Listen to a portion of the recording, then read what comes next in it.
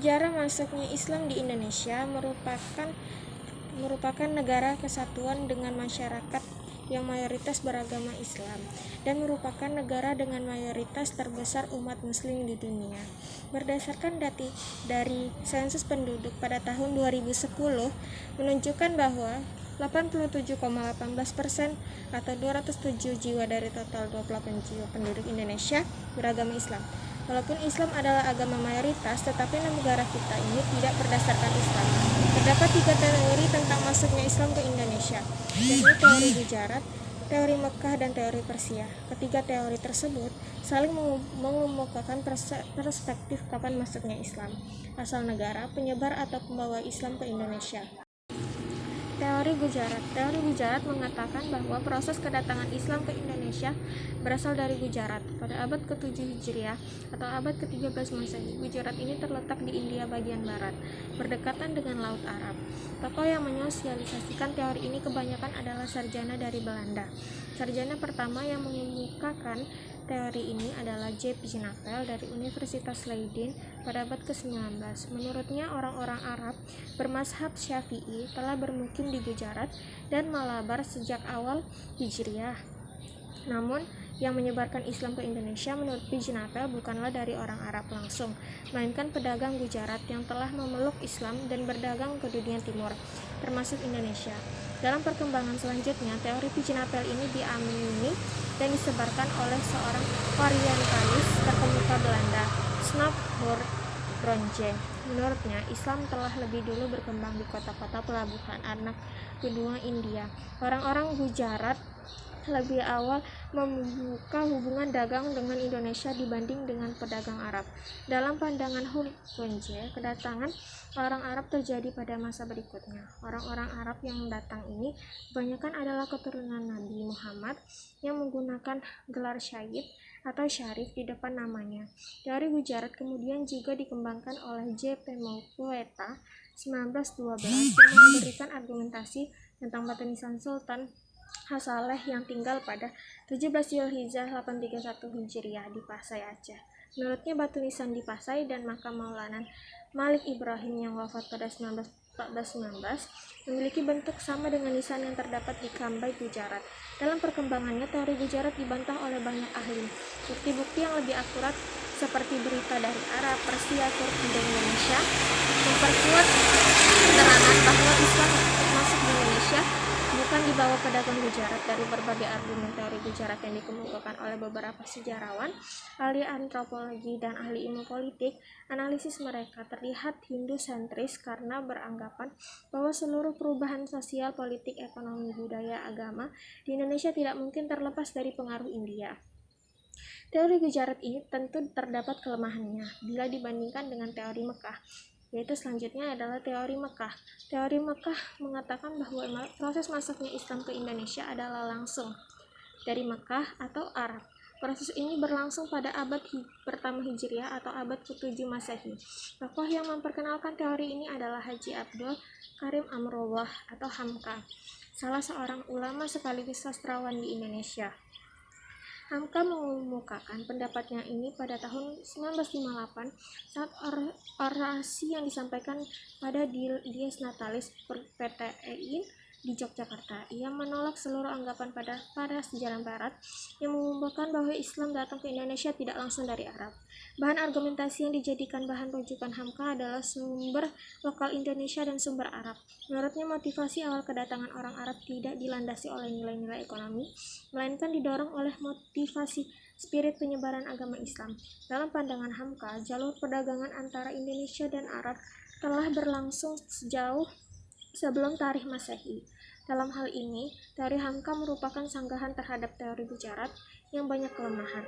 Ia malah curiga terhadap prasangka-prasangka penulis orientalis Barat yang cenderung memojokkan Islam di Indonesia. Penulis Barat, kata Hamka, melakukan upaya yang sangat sistematik untuk menghilangkan keyakinan negeri-negeri Melayu tentang hubungan rohani yang mesra antara mereka dengan tanah Arab sebagai sumber utama Islam di Indonesia dalam menimba ilmu agama. Dalam pandangan Hamka, orang-orang Islam di Indonesia mendapatkan Islam dari orang-orang pertama, yaitu orang Arab, bukan dari hanya sekadar perdagangan Pandangan-pandangan Hamka ini hampir sama dengan teori sufi yang diungkapkan oleh A. H. Jones yang mengatakan bahwa para musafirlah atau kaum pengembara yang telah melakukan islamisasi awal di Indonesia. Jika kita hubungkan dengan penjelasan kepustakaan Arab kuno yang menyebutkan Al-Hind berarti India atau pulau-pulau sebelah timurnya sampai ke Cina, dan Indonesia pun disebut sebagai pulau-pulau Cina, besar kemungkinan pada abad kedua sebelum Masehi sampai ke Indonesia. Hanya penyebutannya sebagai pulau-pulau Cina atau Al-Hind. Bila memang benar telah ada hubungan antara bangsa Arab dengan bangsa Indonesia sejak abad kedua Masehi, maka merupakan bangsa asing pertama yang datang ke Nusantara. Yang ketiga ada teori Persia. Teori Persia mengatakan bahwa proses kedatangan Islam ke Indonesia berasal dari daerah Persia atau Parsi, kini Iran. Pencetus teori-teori ini adalah Husain Jajinjiningrat, sejarawan asal Banten. Dalam memberikan argumentasinya, Husain lebih menitik beratkan analisisnya pada kesamaan budaya dan tradisi yang berkembang antara masyarakat Parsi dan Indonesia. Kesamaan budaya ini dapat dilihat pada masyarakat Islam Indonesia antara lain: pertama, peringatan 10 Muharram atau Asyura sebagai hari suci kaum Syiah atas kematian Husain bin Ali, cucu Nabi Muhammad, yang berkembang dalam tradisi tabut di Pariaman di Sumatera Barat. Arab yang ditranslasi melalui bahasa. Kedua adalah tradisi lainnya adalah ajaran mistik yang banyak kesamaan, misalnya antara Syekh Siti Jenar dari Jawa Tengah dengan ajaran Sufi Al-Halaj. Bukan kebetulan keduanya mati dihukum oleh penguasa setempat karena ajaran-ajarannya dinilai bertentangan dengan ketauhidan Islam dan membahayakan stabilitas politik dan sosial. Ketiga, penggunaan istilah bahasa Iran dalam sistem mengajar bahasa Arab untuk tanda-tanda bunyi harakat dalam pengajian Al-Quran tingkat awal.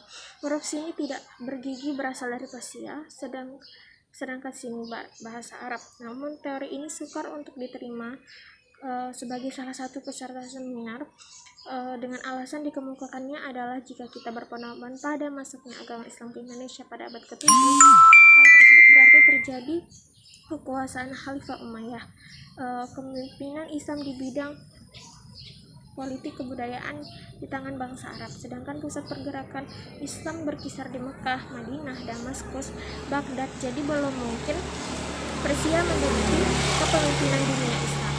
Dari uraian yang telah saya paparkan dapat kita lihat perbedaan dan persamaan ketiga teori Gujarat, Mekah, dan Persia. Antara teori Gujarat Persia terdapat kesamaan pandangan mengenai masuknya agama Islam ke Indonesia yang berasal dari Gujarat. Perbedaannya terletak pada teori Gujarat yang melihat ajaran agama Islam mempunyai kesamaan ajaran dengan mistik di India, sedangkan teori Persia memandang adanya kesamaan ajaran Sufi di Indonesia dengan di Persia. Gujarat dipandangnya sebagai daerah yang dipengaruhi oleh Persia dan menjadi tempat singgah ajaran Syiah ke Indonesia. Dalam hal memandang Gujarat sebagai tempat singgah bukan pusat, sependapat dengan teori Mekah. Tetapi teori Mekah memandang Gujarat sebagai tempat singgah perdagangan laut antara Indonesia dengan Timur Tengah. Sedangkan ajaran Islam diambilnya dari Mekah atau dari Mesir.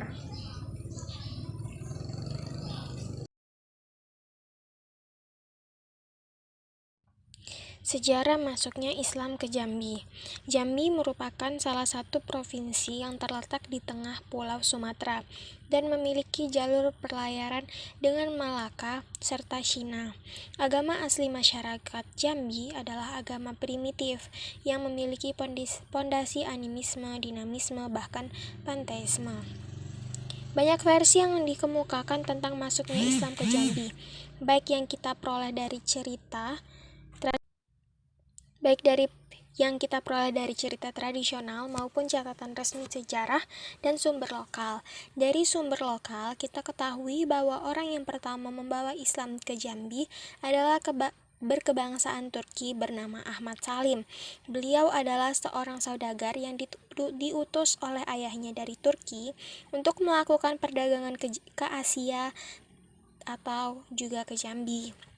Ahmad Salim kemudian menikah dengan salah seorang putri raja, Aditya Warman. yang beragama Buddha dan dikenal dengan gelar Putri Selaras Pinang Masak yang kemudian menganut agama Islam. Setelah itu, Ahmad Salim mulai mengembangkan agama Islam dan mengikis pengaruh agama Buddha. Ahmad Salim diberi gelar Datuk Paduka Berhalo dan beliau dianggap sebagai orang pertama yang menyebarkan agama Islam di Jambi pada abad ke-15. Dalam versi lain diceritakan pula bahwa Ahmad Salim atau Datuk Paduka Berhalo tersebut mempunyai anak yang bernama Orang Kayu Hitam. Sebagai seorang raja, ia berhasil menyebarluaskan agama Islam di tanah Melayu Jambi dengan mengembangkan adat semboyan adat bersendi syarak bersendi kitabullah, syarak mengato, adat memakai. Kemudian ia mengislamkan saudara sepupunya dari Pagaruyung yang kemudian dinobatkan sebagai Sunan Pijoan serta Sunan Kembang Seri. Setelah Orang Kayu Hitam wafat, ia diteruskan oleh putranya yang bernama Pangeran Hilang di Ae yang bergelar Penembahan Rantau Kapas. Setelah beliau berhasil membangun pondasi Islam, akhirnya pada abad ke-17 Masehi, berdirilah Kesultanan pertama di Jambi yang berdasarkan Islam dengan raja pertamanya Sultan Abdul Kahar. Di wilayah Jambi bagian barat, datang seorang ulama dari Aceh bernama Tengku Muhammad Ali yang mendirikan Masjid Istiqomah di Lubuk Sarolangun. Di Kerinci Koto Tuo, Pulau Tengah berdiri masjid bergaya Masjid Demak yang diprakasai oleh Syekh yang belajar di Mataram dan mengembangkan mazhab Syafi'i. Di Pondok Tinggi berdiri Masjid Agung Pondok Tinggi. Di Bungo Desa Amplu berdiri Masjid Al-Falah. Dalam penggalan sejarah versi lainnya, Islam masuk ke kota Jambi dibawa oleh seorang Arab Alawiyin bernama Habib Hussein Al-Barakbah yang berasal dari kota Tariem, Hadramaut, Yaman. Habib Hussein Al-Barakbah dilahirkan pada tahun 1683 Masehi. Habib Hussein Al-Barakbah berangkat dari Yaman menuju India. Kemudian dari India ke Palembang. Di Palembang ia menetap serta menikah dengan anak pembesar kerajaan Palembang serta mendapat 2 orang putra, yaitu Habib Qasim bin Hussein Barakbah dan Syahid Abdullah. Pada tahun 1716 Masehi, beliau melanjutkan dakwahnya menuju Jambi dan menetap di Kampung Arab Melayu, Kecamatan Pelayangan, Kota Jambi. Di sana beliau mengajarkan ilmu pengetahuan Islam seperti Al-Quran, tafsir, fikih mazhab Syafi'i, tauhid, serta tasawuf. Di antara murid beliau adalah seorang keturunan Cina yang bernama Shintai atau Datuk Sintai. Ia menikah dengan salah seorang putri Sultan Jambi. Kemudian Habib Hussein Al-Barakbah menikah dengan Nyai Resik atau Fatimah, putri dari Datuk Shintai. Habib Hussein Barakbah berada di Kampung Arab Melayu sampai wafat pada tahun 1760. Setelah Habib Hussein Al-Barakbah wafat, perjuangan beliau dilanjutkan oleh putranya Habib Qasim Al-Barakbah. Kemudian perjuangan untuk mengembangkan ajaran Islam dilanjutkan oleh putra daerah bernama Syekh Muhammad Yusuf bin Haji Muhammad Khotib, berasal dari Kampung Tengah. Perjuangan dakwah Syekh Muhammad Yusuf bin Haji Muhammad Khotib ini diteruskan oleh putra kandungnya yang bernama Haji Abdul Majid bin Haji Muhammad Yusuf. Dari beliau inilah lahir ulama besar di Indonesia, yaitu di Jambi, di tanah Jambi. Kiai Haji Abdul Majid bin Muhammad Yusuf merupakan seorang tokoh ulama mazhab Syafi'iyah, perintis agama Islam, serta pejuang yang gigih melawan penjajah Belanda. Beliau sangat arif di bidang fikih Syafi'iyah dan tasawuf.